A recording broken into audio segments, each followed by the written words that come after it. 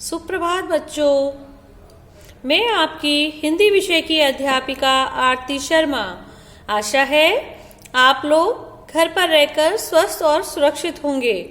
बच्चों, मैं आपको आज पत्र लेखन समझाने जा रही हूँ। बच्चों, पत्रों के दो माध्यम होते हैं, तो आज हम पत्र कैसे लिखते हैं, पत्रों का क्या महत्व है हमारे जीवन में, ये सभी बातें हम जानते हैं। तो पत्र के माध्यम से हम अपने मन के विचारों तथा भावों को सरलता से प्रकट कर सकते हैं। पत्र व्यक्तिगत संबंधों में ही नहीं बल्कि व्यापार और व्यवसाय में भी सहायक सिद्ध होते हैं। तो बच्चों, हमने देखा कि पत्र हमें कहाँ कहाँ पर सहयोग प्रदान करते हैं कि पत्र के माध्यम से हम अपने मन के जो विचार और भाव होते हैं वो सरलता से किसी भी व्यक्ति तक प्रकट कर पत्र द्वारा पहुंचा सकते हैं। पत्र व्यक्तिगत संबंधों में ही नहीं बल्कि व्यापार और व्यवसाय में भी सहायक सिद्ध होते हैं। पत्रों के द्वारा ही हम देश विदेश में बसने वाले संबंधियों तथा मित्रों से विचारों का आदान प्रदान करते हैं। आज के युग में ईमेल, टेलीफोन, फैक्स आदि का अधिक बोलबाला है। आजकल बहुत प्रचलन में हो गया है, इसलिए पत्र पर प्रयोग दिन प्रतिदिन कम होता जा रहा है। लेकिन प्रयोग कम होने से महत्ता कम नहीं हुई है। आज भी हम किसी कार्यालय में अगर आवश्यक सूचना देनी हो तो हमें पत्र ही सबसे सशक्त माध्यम माना जाता है।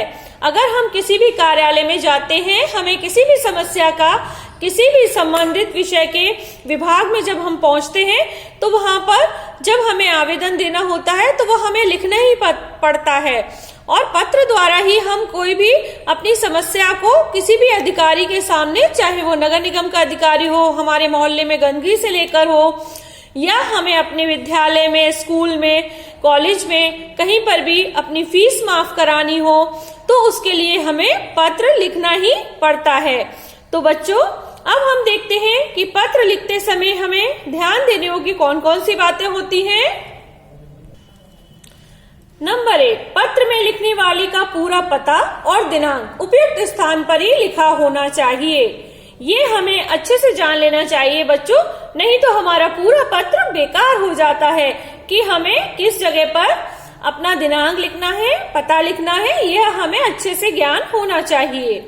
पत्र का संबंध सही संबोधन और अभिवादन से होना चाहिए, यानी पत्र हम जिस व्यक्ति के संबंध में या जिस विषय पर लिख रहे हैं उसके लिए सही संबोधन और अभिवादन उसमें सही तरीके से होना चाहिए। पत्र की भाषा सहज, स्पष्ट एवं सरल होनी चाहिए, यानी पत्र में हमें सरल और स्पष्ट भाषा का होना बहुत जरूरी है ताकि हर व्यक्ति उसको सहजता से पढ़ सके।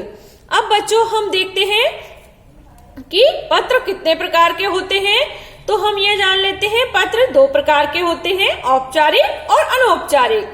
औपचारिक पत्र, अब हम देखते हैं कि औपचारिक पत्र कैसे होते हैं। वह पत्र जो सरकारी कार्यालयों के कर्मचारियों, प्रधानाचार्यों, प्रकाशकों, व्यावसायिक संस्थानों के अधिकारियों आदि को लिखे जाते हैं, वे पत्र औपचारिक पत्र के अंतर्गत आते हैं या कहलाते हैं।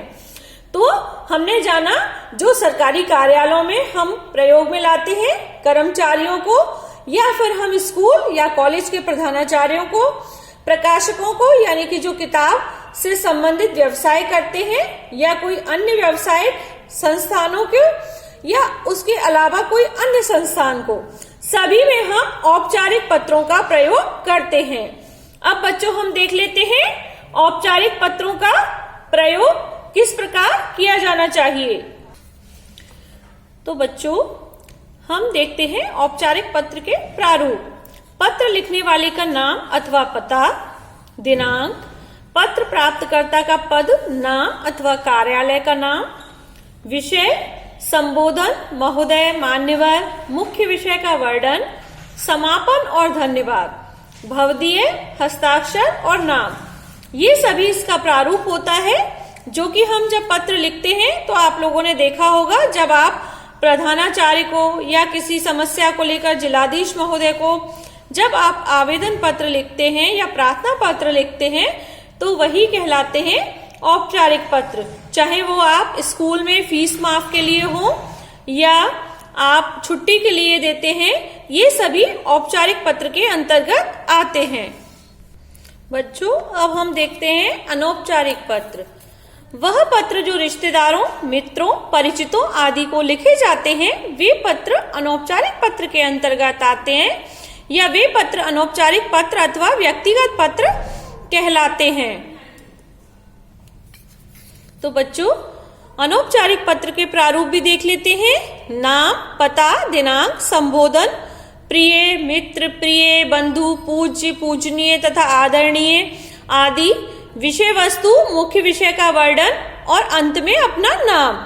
तो बच्चों, ये सारे पत्र हम जब अपने किसी मित्र को लिख रहे होते हैं, किसी परिचित को लिख रहे होते हैं, या किसी को हम बधाई पत्र देते हैं, या हम किसी को सफलता पर बधाई देना हो, उसी सभी पत्र इसके अंतर्गत आते हैं। या किसी अपने मित्र को पुरस्कार प्राप्त होने पर, अपने भाई बहन संबंधी, ये सभी पत्र अनौपचारिक पत्र वह पत्र होते हैं जो हम रिश्तेदारों, मित्रों और परिचितों आदि को लिखते हैं।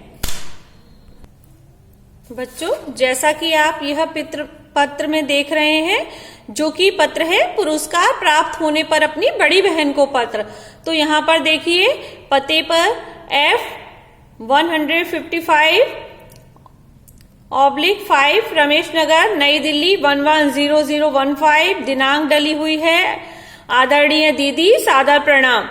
फिर उसका पूरा पत्र लिखा हुआ है। उसके बाद आखिर में देखिए आपकी प्रिय बहन, जहां पर कि आप अपना नाम लिखते हैं। तो ये प्रारूप एक पुरस्कार प्राप्त होने पर अपनी बड़ी बहन को जो पत्र लिखा जाता है उसका मैं आपको दिखा रही हूँ।